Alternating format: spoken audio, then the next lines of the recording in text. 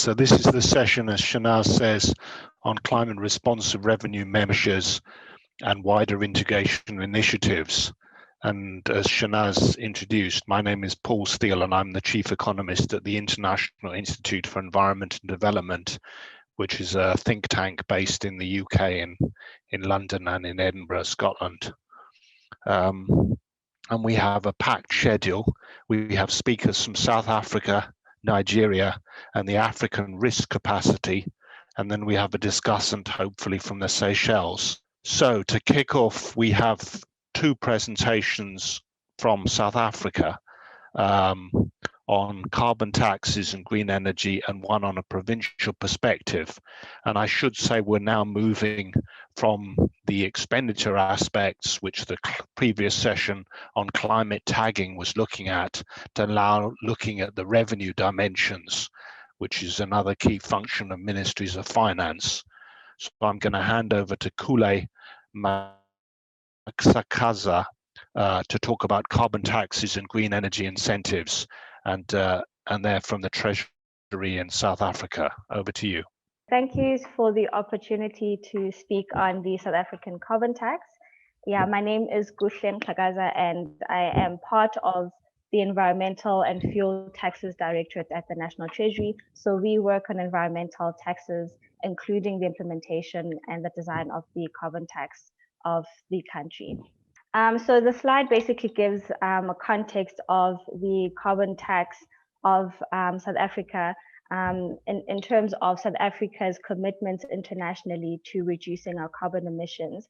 South Africa ratified the Paris Agreement in November of 2016 and endorsed our indices as well, which required that we reduce our emissions from 2020 to 2025, and then plateau for 10 years from 2025 to 2035, and then we should see a decline from 2036 onwards.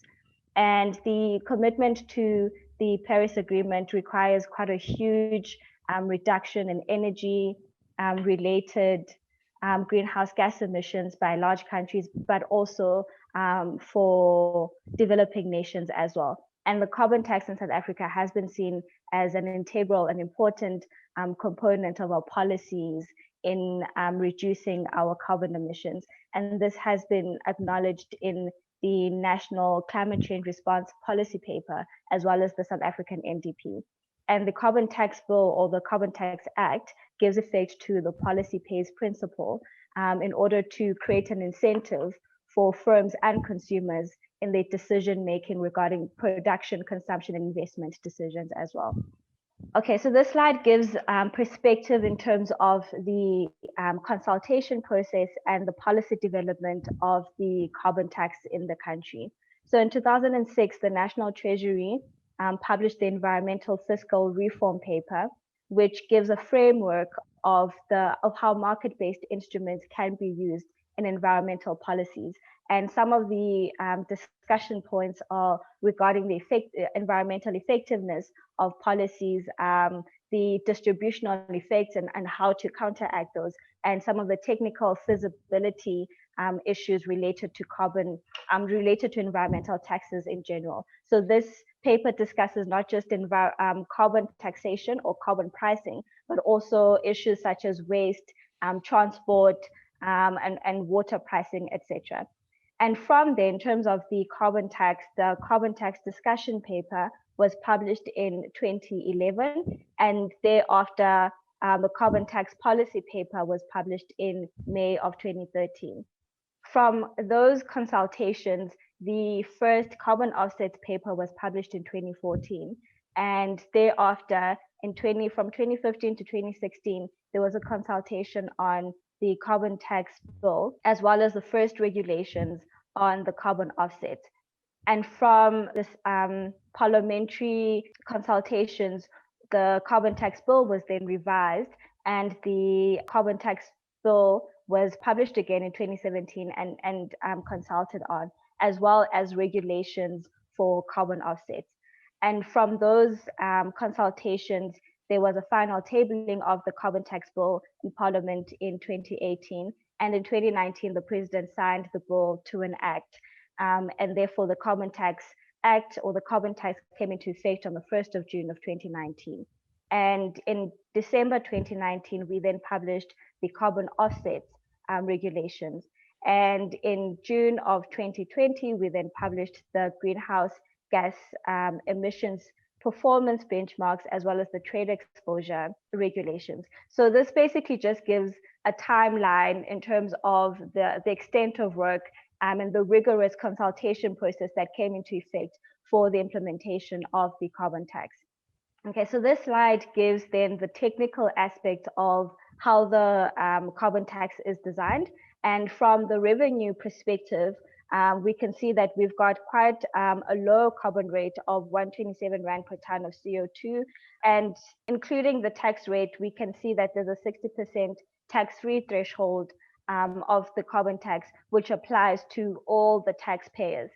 And in addition to the basic threshold, we have a maximum of 10% trade exposure allowance, which has been introduced as a measure to protect companies who may be susceptible to competitive issues due to the carbon tax, as well as other incentive-based allowances.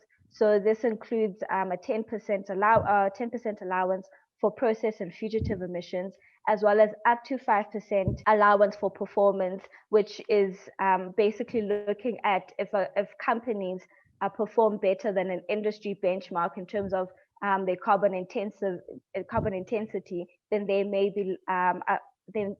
be applicable to get the 5% allowance.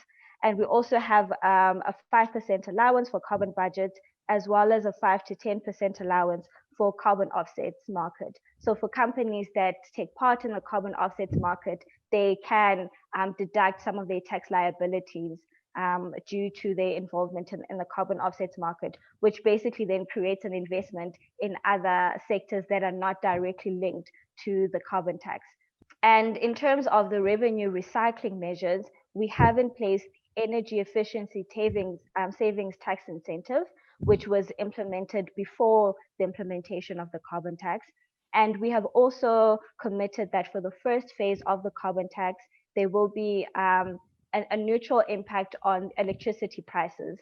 And this is done through credit for the payment of the electricity levy that electricity producers already pay for. So they can credit that in terms of reducing their carbon tax liability, as well as crediting for the purchase of renewable energy as well. This just say that as a Treasury, we do not condone the full earmarking of tax revenue. However, we do acknowledge that revenues can be used for tax shifting, as well as for soft earmarking for projects that are in line with environmental objectives.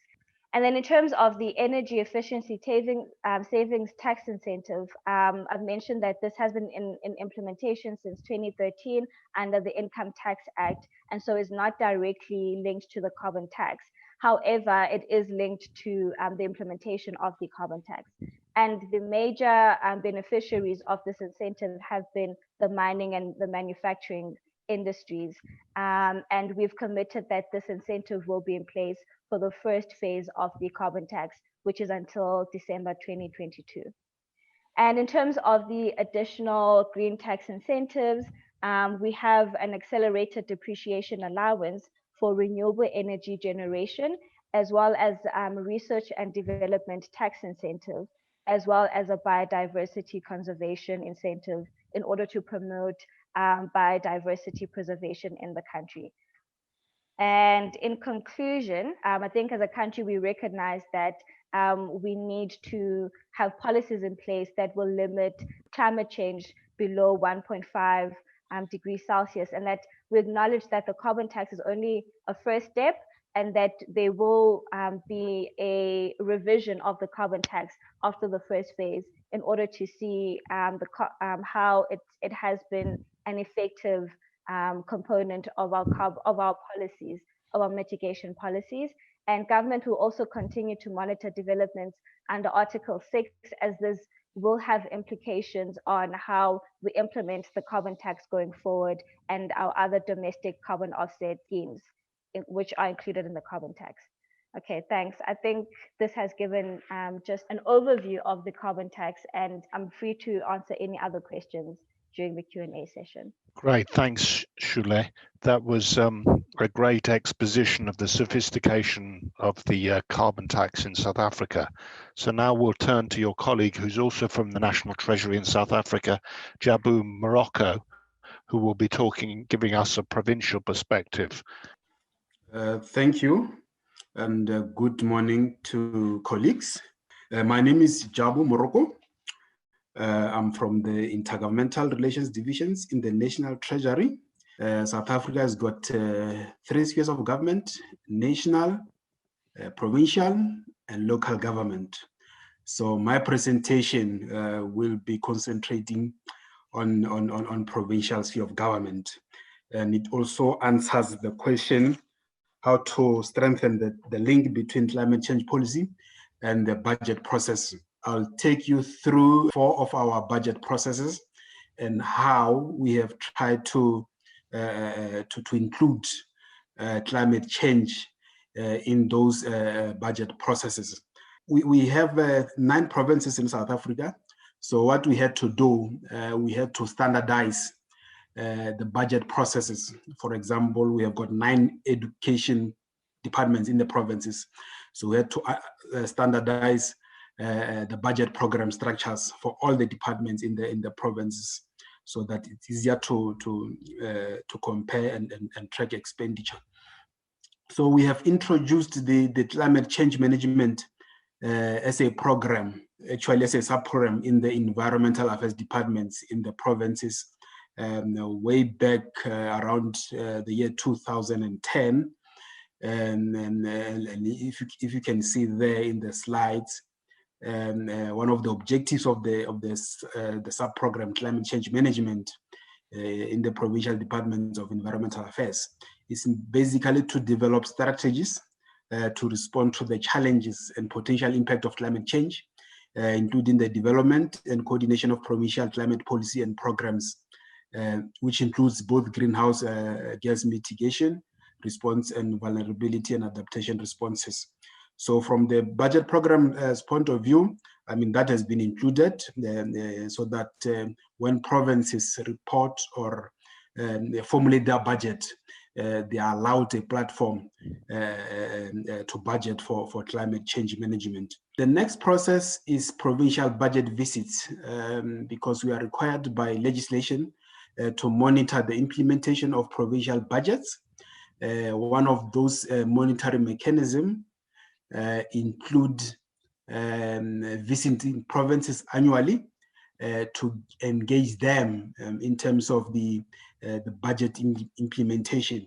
And normally these kind of visits, which previously used to be in a form of physical visits, it's only now during the pandemic that they are now virtual. So those visits, we look at budgets from 3-dimensional points. I mean, the previous financial year, the current financial year, and the next financial year. So you can see there, we have included some of the issues relating to climate change in the terms of reference, where we wanted to know some of the effects of climate change in the social and economic sectors in the provinces, and what are the technological capabilities in those provinces to lessen the impact of climate change. And we also wanted to know mainstreaming of climate resilient development into economic planning, and ensure that it is integrated into the intergovernmental fiscal budgetary processes. The next process is the benchmark exercise. The benchmark exercise is where we invite provincial treasuries, the non-provincial treasuries, to come to the National Treasury to present their budgets to National Treasury, and to assess whether those budgets are formulated in line with the guidelines that are issued by the National Treasury. And you can see there in our agenda for the 2020 benchmark exercise, we included the issue of climate change as part of the discussion, to say how are the provincial budgets responding to the issue of climate change in terms of adaptation, in terms of mitigation, and also in terms of infrastructure planning, in ensuring that the provincial social and economic infrastructures are relevant, because in South Africa, education mainly and health are mainly delivered at a provincial level. So you find that there's a lot of building of schools and health facilities. So we want to instill the sense of considering climate change when those structures are planned and constructed. And also in terms of agriculture, one of the mostly affected sectors at a provincial level, to see how are they responding to climate change, because now you're going to have higher than normal temperatures and below normal rainfall, which will lead to drought. So we want provinces to plan in advance for disasters such as drought, so that we don't only become reactive, but also, we also become proactive. This slide it's on the process called MTEF guidelines. This is the budget circular that we issue annually to the provinces. They have included an abstract from the 2021 MTEF technical guidelines for provinces, where again we emphasized the importance of budgets that are proactive and also reactive to the issue of climate change, so that when budgets are formulated and implemented, provinces do consider the issue of climate change. In terms of progress and future plans, as I mentioned before, that we've got 9 provincial, 9 provinces in South Africa. So what we did, we just assessed how climate informed their own budget processes. So you find that there are provinces that we categorized as advanced. That include Gauteng, which is where the capital and the biggest cities are located. And you also have the other 3, which are still emerging in terms of considering climate informed budget process. And we still have the ones that are still struggling in terms of including climate change in their budget process. So our future plans is to make sure that we move the province in the middle column to the first column, and also the ones in the third column, we move them to the middle column, so that there's an improvement in terms of provinces. And internally in the National Treasury, we have established an internal work group on climate change. It was established in 2019, and among others, we want to share knowledge and expertise across all levels of public financial management. And that work group is comprised of various sectors in various divisions in the National Treasury, including the one my colleagues from the tax policy, the public finance, the guys who are dealing with local government. So everybody is there in the National Treasury. And we also overlooking at projects such as the diagnostic of National Treasury's role on the climate change. And we also currently busy with designing the climate budget taking with the help of the World Bank. And we have recently also established a budget taking advisory committee. So we wanted not only the National Treasury, but also the other institutions outside the National Treasury. We've got national departments, we've got provincial departments, we've got municipalities that are part of that advisory committee, so that it's an inclusive process when we engage on the issues of climate change affecting South Africa. Thank you very much. Great, thank you, Jabu. Very interesting overview of the, again, the sophistication of South Africa with its climate budgeting system at the provincial level. So now we'll be turning to another big economy in the African continent, and that is Nigeria. And Halima Bawari, from the acting director of the Department of Climate, the Federal Ministry of Environment from Nigeria, will give an overview of the green bond situation in Nigeria. So basically, I'm just going to give a rough introduction, a bit of a history on what has happened with Nigeria's green bonds. In Nigeria, ours is a sovereign green bond because it's very tied to our national budgeting and national projects. This conversation started in 2015 within the UN Climate Change Conference. As we all know, Nigeria at that conference, alongside with other countries, pledged 20% unconditionally that on our own, this is how much emissions we can reduce, and 45%, this is how much you can do with international support by 2030. So it's within the nationally determined contributions, NDCs. It is within this premise that the Nigerian Green Bonds issuance was linked to. When it comes to what's the Ministry of Environment, basically, then we had a Minister of Environment, the now UN Secretary General, Deputy Secretary General.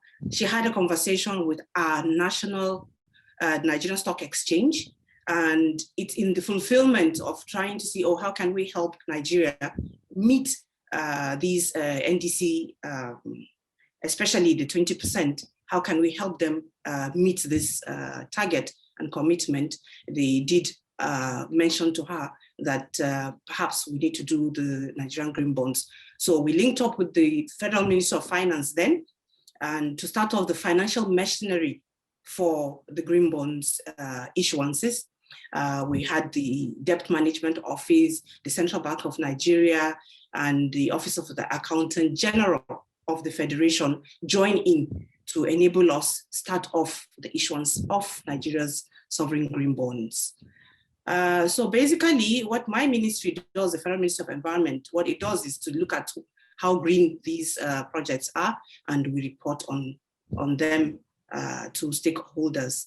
We have succeeded in developing, the work streams we've succeeded in developing include the establishment of guidelines for these issuances, projects, we identify projects that qualify, and most importantly, we've been able to establish an interministerial committee from which we titrate most of the green bond projects, and we all work on the green bond process together.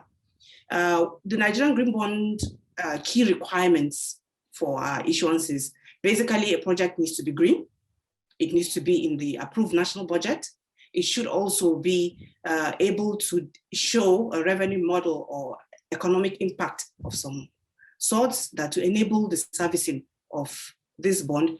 But importantly, it should have that emissions contributions that can be calculated and documented.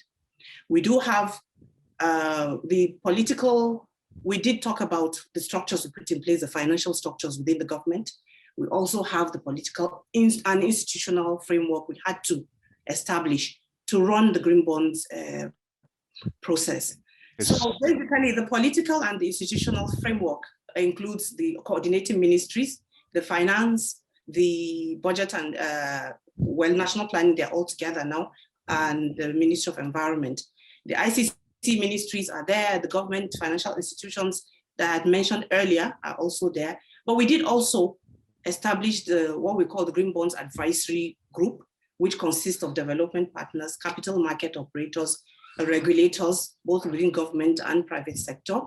We also had to put in place a project advisory team, a pack of consultants to help with these processes.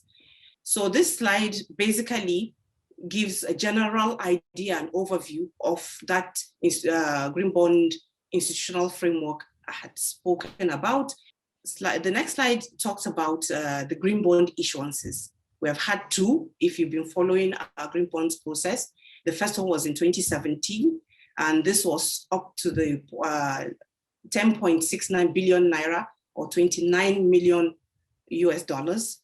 And we used that to finance 3 projects across 6 partners within the government to cover mostly renewable energy projects and a national afforestation project, and what we call the renewable energy micro utility project. The second issuance we did in 2019 to the tune of 15 billion naira, and this cut across 5 priority sectors, which includes environment, agriculture, power, transport, and water. Basically, we have monitoring and evaluation, of course, of the projects that we have been able to do. Importantly, also, we have reporting obligations, and this could be annual, this could be quarterly. Most of the quarterly ones come from the participating ministries, departments, and agencies, while the annual ones, the Ministry of Environment does that to investors and stakeholders. There are issues about what made Green Bond successful. Basically, we think it's a good leadership, a lot of partnerships, a lot of checks and balances. Where were the challenges? We had a lot of low-level understanding of what the green bonds were and what the roles the different institutions were supposed to play. We also have issues as it relates to the national budget, the late budget release, which affects some of the projects that were weather dependent. We also had an issue of the provisions within that were given to the MDAs were not large enough for projects that could make very huge emissions reductions impact. I would leave the remainder for later if there are discussions that I could partake in. We have learned a lot of lessons from these issuances, the need for very high level political will, the need for linkage, the need for coordination, the need to establish reporting requirements and protocols early. So the question we got asked earlier was, what were the future climate change policy and budget process? So far, what we have at the states, there are no issuances at the state, but their projects are located within the states. What we have so far is that the corporate world within Nigeria has done independent green bond issuances by some of our banks and organizations, Access Bank and North South Power. And this was done 2019. There's the most glaring observation we've had with the Nigerian budget when it comes to climate-related expenditures is that there are no clear demarcations, even if it's there, but mostly we see that the budget targets for climate change actions are very minimal. We do have a policy that's trying to address those loopholes. So there's the issue of how does the NDC and the finance and budget link? So far, what we have on ground is that at the federal level, we've been able to kind of green tag the national budgets due to these green bond projects that service NDC commitments.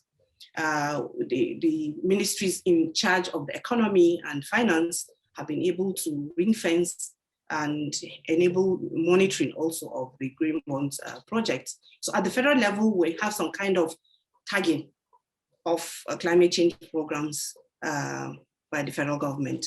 At the state level, we haven't had that.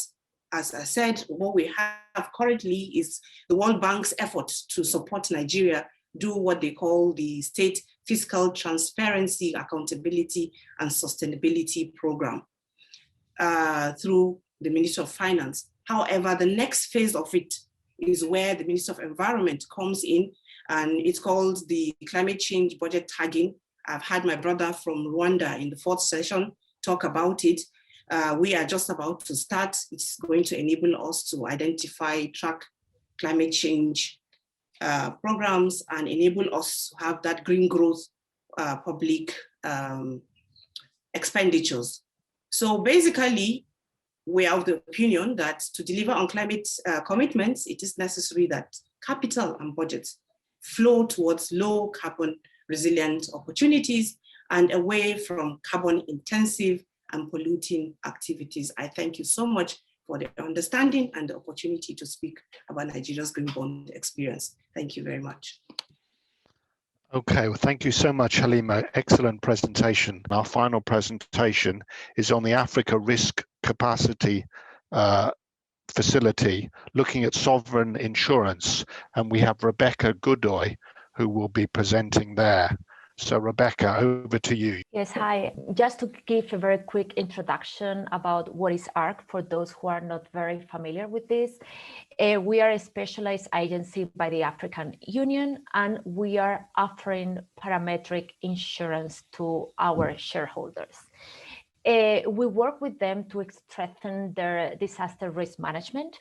And for that, we invest a lot of time and resources with them on capacity building, because it is very important that these countries understand their risk, understand how to measure them, how to model them, see where are their gaps, and we work together to identify the different financial products and alternatives they have to fill those gaps. At the end of the day, we really want them to own their decisions, that they are ready to implement those strategies. In addition to that, we'll look a little bit into that, but we want to make sure that the private sector, the capital market, is involved with us, so we can scale up this product to our countries. And we also want to support and strengthen the collaboration between the different African countries and different African institutions. And just to finish on this last slide on the right side, we are showing the tower of protection. And what we want to show here is that it is key to have an introduction of different products. It is important for countries to understand that it's not, they won't find the solution in just one financial product. They need to build a puzzle with the different opportunities. You see there that there is some of them, there is risk retention. That's what you have in your budget already allocated, or maybe if the country is setting up an emergency fund, there is also a contingent financing available from several supranationals. But then there is this part, and this is where ARC is facilitating the countries to transfer those risks to the capital markets, and that is good, the risk transferring, because at the end of the day, it's not debt that you are putting in your budget. So that is good for the budget, of course, for the Ministry of Finance. It's good for those investors supporting your traditional senior debt, and is, of course, a very good discussion to have with the rating agencies. Very quick here, even though we are very new, we're about 9 years old. We had already an impact on the continent. We have provided 600 million in drought coverage. We have supported 2.1 million people. We have offered 61 payouts, 61 million payouts to the countries working with us. And the most important thing, we are helping a lot on capacity building. I want to talk about the different products that we're offering clients to manage climate risk. Drought is our flagship product, but we are expanding that umbrella. We're working on tropical cyclones. We're also working on outbreaks and epidemics that actually the team I'm collaborating with. We're also working on floods. ARC is continuously investing in forecasting tools. We want also to give access to micro and meso insurance. And as I said, capacity building is always in the core of the business. But in order to provide this product to the clients, we need to talk to the private sector. We have to make sure that the monies that are available in the capital markets can be mobilized to our countries to make sure that we can scale up. So we're exploring new alternatives. Insurance and reinsurance are the key products, but we're exploring catastrophe bonds, catastrophe swaps. We're always in discussions with investors to make sure that there is demand there that makes sense for our products. We can bring it, we can canalize it, and we're always open to new alternatives. And why it's important to innovate and be close to the capital markets. We want to bring more resources to these countries. If we have a larger investor base, will be able to have more competition, will have more transparency in pricing, and that's good. That means it's going to be a cheaper product for our clients. We also manage our resources, and we want to make sure that we're sustainable. So managing credit risk is key for us. And we're also going to be able to extend the coverage period. So if we stick to insurance and reinsurance, we're talking about 1 year coverage. If we move into these other alternatives, we can extend that coverage for 3 years or even more, meaning more stability on the budget. So what we see here is that this market, these capital markets for this type of transaction is increasing. It started in the mid 90s, but we have seen that the volume has gone up. It's a result of two things. First of all, there are more countries and also big corporates from the private sector using this tool to transfer those risks. But we also see more investors interested in that. We started with insurance company and reinsurance. We have also pension funds, special funds, but we also see new ESG investors that they really care about the social goal of their investments, and they're also moving into this market. So we should explore the opportunity there. And just to finalize, it's not only ARC and Africa who is putting in place this type of initiatives. We have some others. I want to highlight that on the Caribbean, the CRIF.